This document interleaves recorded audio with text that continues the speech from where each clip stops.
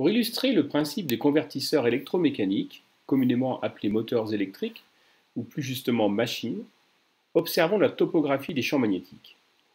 Les aiguilles de fer doux disposées sur un plan vont prendre une orientation qui va dessiner les lignes de champ.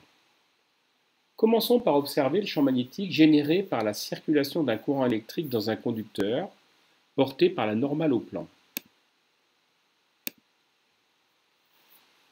On observe que toutes les aiguilles modifient leur position et dessinent des lignes de champ concentriques autour du fil. Renouvelons l'opération avec un aimant.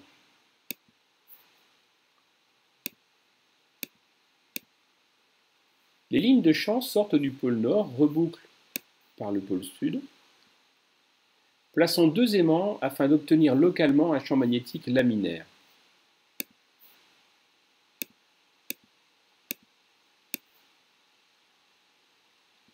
C'est-à-dire avec des lignes de champ à peu près droites entre les deux aimants. Si on ajoute un conducteur parcouru par un courant, il va modifier, comme vu précédemment, l'espace en créant un champ magnétique. Il y a unicité du champ magnétique en un point de l'espace.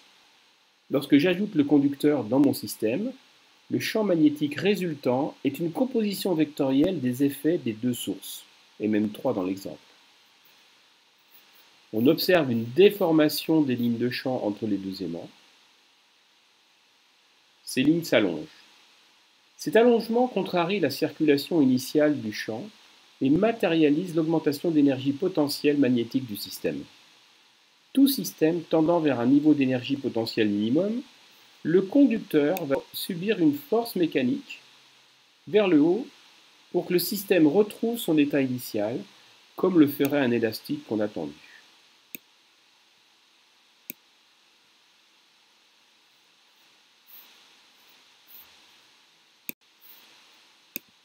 Si l'on place non pas un conducteur, mais une spire, dans un plan perpendiculaire à la figure, montée sur un axe de rotation porté par la normale au plan.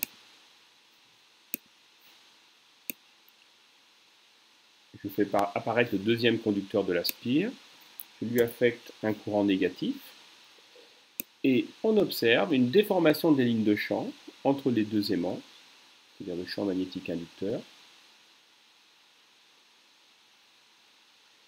La spire va subir des forces mécaniques visant à minimiser la longueur des lignes de champ entre les deux aimants et on obtient un mouvement de rotation vers un nouvel état d'équilibre.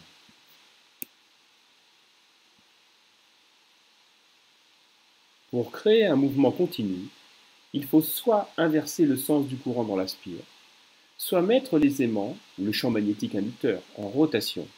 C'est le principe de tous les actionneurs rotatifs construits autour des lois de l'électromagnétisme.